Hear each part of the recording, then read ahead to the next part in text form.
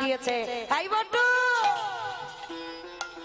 বটু ভগবান কৃষ্ণচন্দ্রের বন্ধুর মধ্যে একজন বন্ধু যার নাম মধুমঙ্গল। বাবা আদর করে তাকে বটু বলে ডাকে। বটু আয় বাবা। হ্যাঁ রে, দেখেছিস হাড়িতে চাল ডাল দেখেছিস? কই না তো বাবা, আমি দেখবো কি করে? আচ্ছা বাবা, তুমি বৈষ্ণব সেবার জন্য কাঁদছো? কেঁদো না, তুমি একটু হরি কথায় দিনটা কাটাও, আমি ততক্ষণে ওই কয়েকটা বাড়ি থেকে ভিক্ষা করে এনে দিচ্ছি। পারবি বাবা তুই? কেন পারবো না, দাও। কি করেছে? ঝোলাটা বাবার কাছ থেকে নিয়েছে, সাষ্টাঙ্গে দণ্ডবত প্রণাম। বাবাকে প্রণাম করে একেবারে বাবা ছোট্ট ছেলেটা ভগবানের মন্দির আছে পাশে, ওখানে গেছে। প্রভু আমার জন্য নয় গো, আমার বাবা মার জন্য নয়, আমি যাচ্ছি বৈষ্ণব সেবার জন্য ভিক্ষায়, দেখো আমি যেন দুটি চাল ডাল পাই। ভগবান মনে মনে ভাবছে হায় হায় হায় হায়, এলাম ওর বাবাকে পরীক্ষা করতে, এখন ছেলে বাঁধা হয়ে দাঁড়াচ্ছে। কি করব? তাহলে ছেলেকে একটু ঘষে মেজে নিতে হবে। ভগবান পরীক্ষা শুরু করলো। কিরকম? নিজের দেহে থেকে বাবা বটুর মূর্তি বের করেছে, তার তো অভাব নেই চাতুরালি, আর বটু সেজে গোটা গ্রাম ভিক্ষা করে নিয়ে চলে এসেছে। মথুরা, গোটা মথুরা, মানে কোনো ঘর ফাঁকা দেয়নি ভগবান, সবার বাড়ি থেকে ভিক্ষা করে নিয়ে চলে এসেছে। আচ্ছা বলো তো মা, একটা ছেলে যদি 5 মিনিট আগে আপনাদের এই গোটা গ্রাম ভিক্ষা করে নিয়ে আসে, আবার যদি সেই ছেলেটা 5 মিনিট পরে যায়, দেবেন ভিক্ষা? মেরে তারা করবে না? ভগবানের লীলাটা দেখো কেমন। ভগবান ওর রূপ ধরে ভিক্ষা করে নিয়ে এসেছে, এইবার আসল বটু যাচ্ছে, ভগবানকে জানিয়ে যাচ্ছে আমি যাচ্ছি বৈষ্ণব সেবার জন্য চাল ডাল আনতে। কৃষ্ণ ছাড়া কে আছে আমার,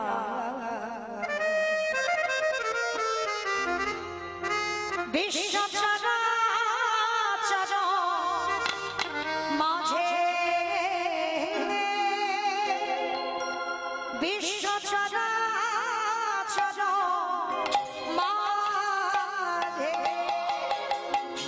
কৃষ্ণ ছাড়া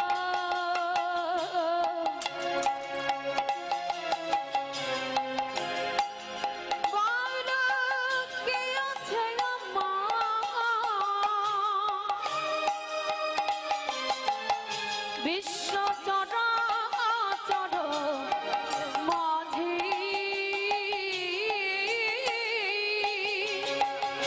বিশ্ব চরাচর মাঝে সে ছিল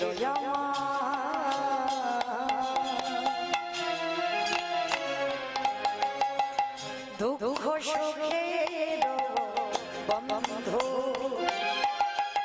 সে হলো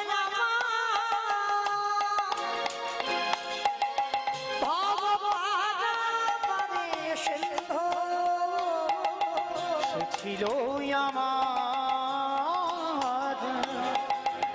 দুঃখ সুখের বন্ধু, সে হল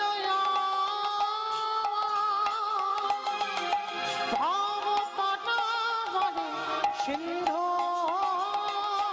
তার নাম ভুলিতে কি পারি, ভুলিতে কি পারি, তার নাম ভুলিতে কি পারি, ভুলিতে কি পারি, তার নাম ভুলিতে কি পারি। বিশ্ব চরাচর মাঝে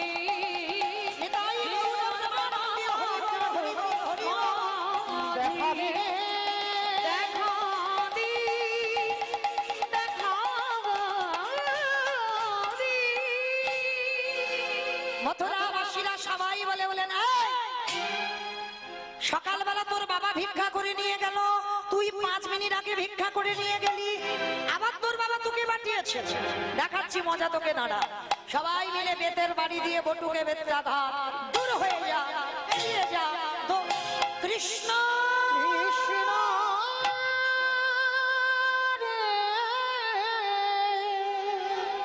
এত মারা মেরেছে, ছেলেটার অঙ্গ দিয়ে রক্ত ঝরে ঝরে পড়ছে।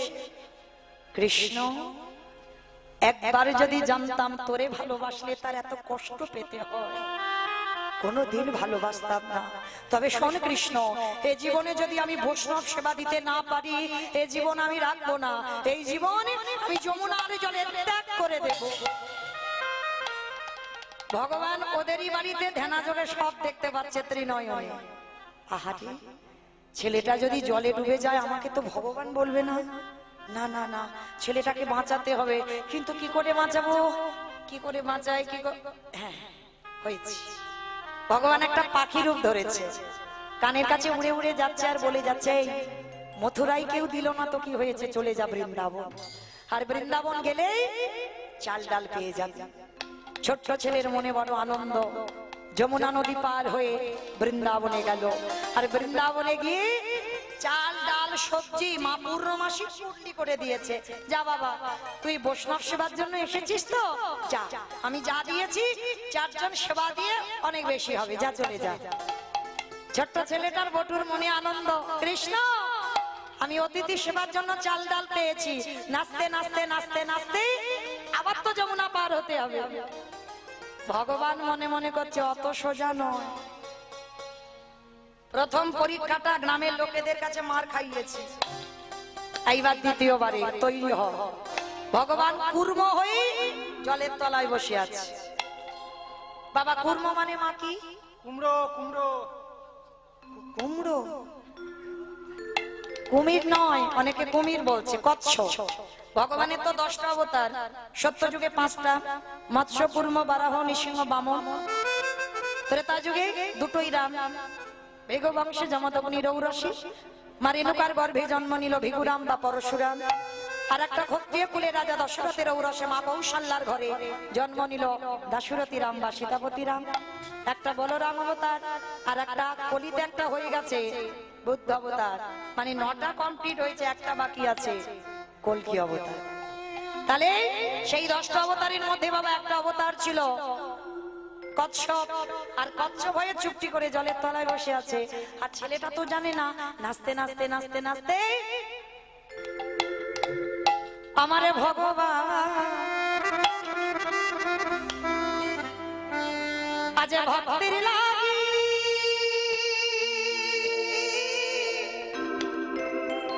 কেমন ধরেছে। দেখো দেখো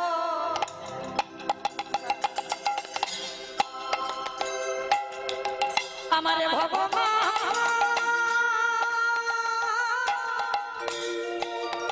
আজ ভক্ত বন ভালো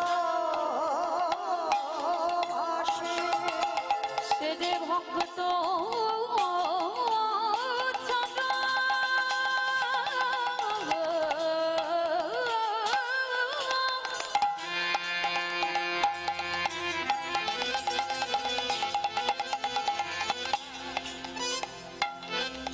সে যে ভক্ত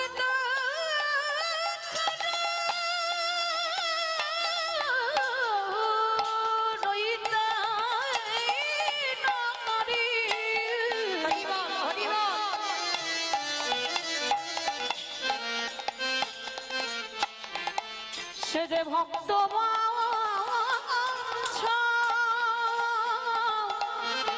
কলে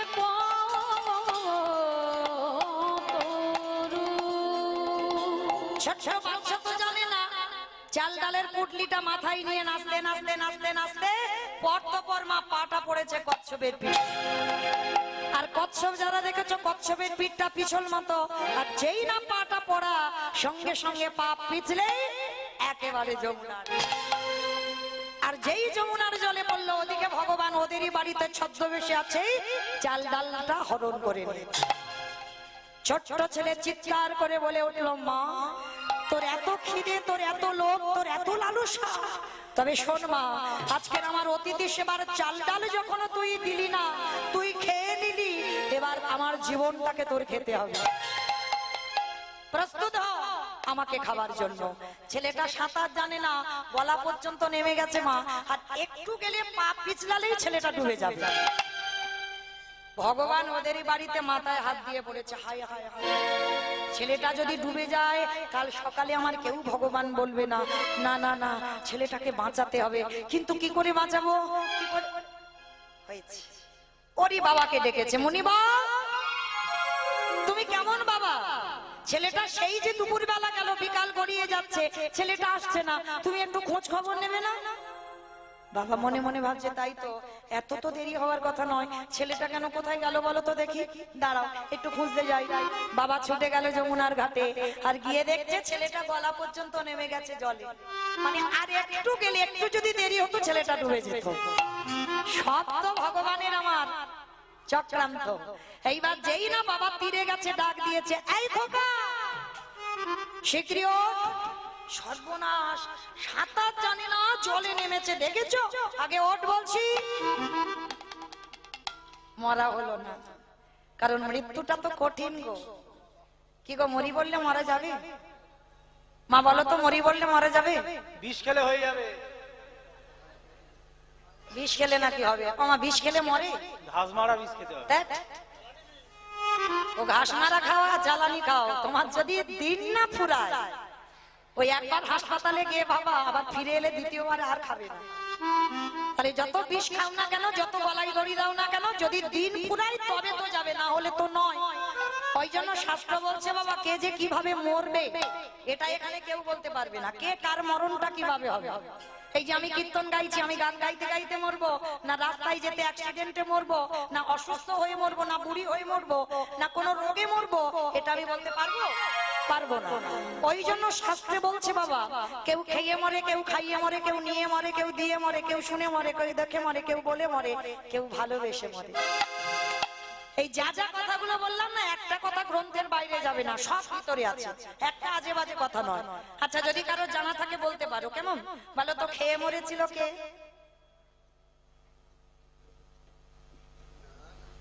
বকাসুর। কৃষ্ণ বসতে গেল, এমন করে খেতে গেল, বকাসুর বধ হলো। মা পরেরটা, খাইয়ে মরেছিল পুতনা, স্তনে বিষ মাখালো, আর এমন করে কৃষ্ণকে খাওয়াতে গেল, পুতনা বধ হলো। তাহলে খেয়ে মরলো বকাসুর, খাইয়ে মরলো পুতনা, নিয়ে মরেছিল কে? আমি অপশন দেব, আপনারা খুঁজে বের করবেন। রামায়ণ। বলো বলো, একটু কানে কম শুনতে পাই, একটু জোরে বলো। রাবণ। 1 লক্ষ ছেলে, 1.25 লক্ষ নাতি, বংশে বাতি দেওয়ার মতো কেউ ছিল না, সীতামাকে নিল বলে, তাই তো? তাহলে নিয়ে মরণ হলো। তাহলে খেয়ে মরলো, খাইয়ে মরলো, নিয়ে মরলো, দিয়ে মরেছিল কে? অপশন মহাভারত। কর্ণ, বা কর্ণ কবচ কুণ্ডল দিল বলে তো বধ হলো, না হলে বধ হতো? হতো না। তাহলে খেয়ে মরলো, খাইয়ে মরলো, নিয়ে মরলো, দিয়ে মরলো, শুনে মরেছিল কে? অপশন মহাভারত। শুনে মরেছিল কে? অশ্বত্থামা হতমানি, ইহা আমি সত্য জানি, ইতি গজ পড়ে গেল রানে। ইতি গজ পড়ে গেল রানে। অস্ত্রগুরু দ্রোণাচার্য পুত্রের মৃত্যু খবর পেল, হাত থেকে অস্ত্র পড়লো, বধ হলো। তাহলে শুনে মরলো। তাহলে খেয়ে মরলো, খাইয়ে মরলো, নিয়ে মরলো, দিয়ে মরলো, শুনে মরলো, বলে মরেছিল কে? দক্ষ রাজার 7টা মেয়ের মধ্যে একটা ছিল সতী, দক্ষ যজ্ঞ হয়েছিল, সব জামাইকে বলেছিল, কিন্তু আমার বাবা শিবকে বলেনি। সতী বলেছিল আমি যাব বাপের বাড়ি, বাবা ভোলানাথ বললো যেও না, খবরদার, কারণ সতী তোমাকে নিমন্ত্রণ করেনি, তোমার বাবা আমার উপরে রেগে, আর যেখানে আমাকে বলেনি তোমাকে অপমান করেছে, তুমি যাবে না। সতী বলেছিল না, যেতে আমার হবে, আমাকে জিজ্ঞেস করতে হবে বাবা তোমাকে কেন বললো না। দক্ষ যজ্ঞে গেল, আর যখন গিয়ে দাঁড়িয়েছিল বাবা অপমান করলো সতীকে। সতী বলেছিল শোনো বাবা, প্রতিনিন্দা যখন করছো তখন আমি শুনতে পারবো না, তোমার এই যজ্ঞ অগ্নিটা জ্বলছে, এই মুহূর্তে আমি প্রতিজ্ঞা করলাম সতী নারী প্রতিনিন্দা যখন কানে শুনেছি আমি আমার দেহ ত্যাগ করব। দেহ ত্যাগ করে দিল। তাহলে খেয়ে মরলো, খাইয়ে মরলো, নিয়ে মরলো, দিয়ে মরলো, শুনে মরলো, বলে মরলো, দেখে মরেছিল কে? হিরণ্যকশিপু। প্রহ্লাদকে বলেছিল প্রহ্লাদ তোর হরি কোথায় থাকে? বলে যেদিকে তাকাবো সেদিকে হরি। তাই এই ফটিক স্তম্ভে তোর হরি আছে, বলে আছে। আঘাত করলো, দেহটা মানুষ আর মুখটা পশু। কোন ঠাকুর? গণেশ ঠাকুর। বুদ্ধি দেখেছো? গণেশের মুখটা এরকম হয়ে যাচ্ছে, বলছে গণেশ ঠাকুর। হ্যাঁ, নৃসিংহদেব নরসিংহ রূপ। আর ওই রূপটা ধরে যখন বাইর হলো, হিরণ্যকশিপুর খিলখিল করে হেসে উঠেছিল, মূর্খ ভগবান, পারবে না আমায় মারতে। কেন? বলে ব্রহ্মা আমার অমরত্ব দিয়েছে। বলে হায় হায় হায়, ব্রহ্মা নিজে অমর নয় আর তোরে অমরত্ব দিয়েছে। বলে অমরত্ব নয়, কিন্তু অমরত্বের মতো। বলে কিরকম? বলে আমার আশীর্বাদ দেওয়া আছে, আমাকে নারীতে বধ করতে পারবে না, পুরুষে বধ করতে পারবে না, পশুতে বধ করতে পারবে না। বলে আমি মূর্খ নয়, তুই মূর্খ, ওই জন্য তো তোর জন্য আমার এই রূপটা ধরা। আমি তো নারী নয়, পুরুষও নয়, পশুও নয়, এই রূপটা ধরেছি তোকে মারবো বলে। হিরণ্যকশিপুর হেসে উঠলো, তবু মারতে পারবে না। কেন? আমি জলে মরবো না, স্থলে মরবো না, অন্তরিক্ষে মরবো না। বলে জলে মারবো না, স্থলে মারবো না, অন্তরিক্ষে মারবো না, মারতে গেলে আমার উরু দেশে মারবো। মেরেছিল হিরণ্যকশিপুর, যেই না উরুতে নিয়েছে, বলে তবু মারতে পারবে না। বলে কেন? বলে আমি ঘরে মরবো না, আমি বাইরে মরবো না। বলে ঘরেও মারবো না, বাইরে মারবো না, মারবো তোর ঘরের চৌকাটের উপরে দাঁড়িয়ে। মেরেছিল চৌকাটির উপরে দাঁড়িয়ে, যেই না দাঁড়ালো, হিরণ্যকশিপুর হেসে উঠলো, তবু মারতে পারবে না। বলে কেন? বলে আমি দিনে মরবো না, রাতে মরবো না। বলে দিনেও মারবো না, রাতে মারবো না, দিন রাতের মাঝখানে গোধূলি বেলায় মারবো। বলে তবু মারতে পারবে না। বলে কেন? বলে আমি মাসে মরবো না, বারে মরবো না। এইবার ভগবান একটু চমকে উঠেছিল, মাসে মরবো না, বারে মরবো না। বলো তো কোন মাসকে মাস বলে না, কোন বারকে বার বলে না?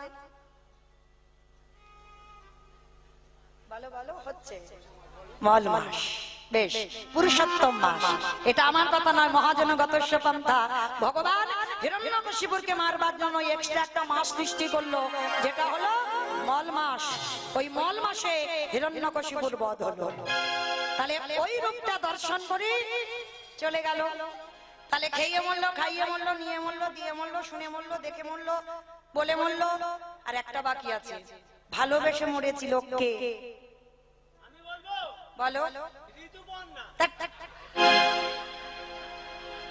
আমি বলেছি মা, গ্রন্থের বাইরে একটা বাজে কথা হবে না।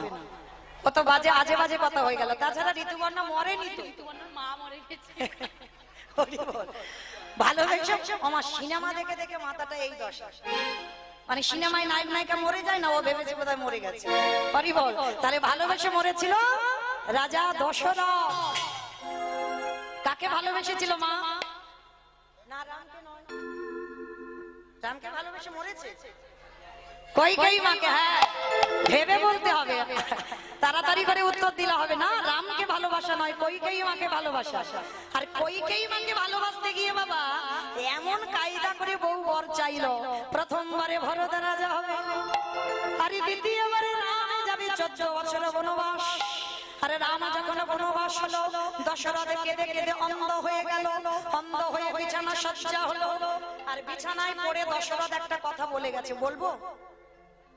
আমাদের কিন্তু মা বলেনি, বলেছে আমার দাদা ভাই বাবারা, মানে যারা যারা বিয়ে করেছে, মানে মায়েদের বলেনি, বাবাদের বলেছে। কি বলেছে জানো?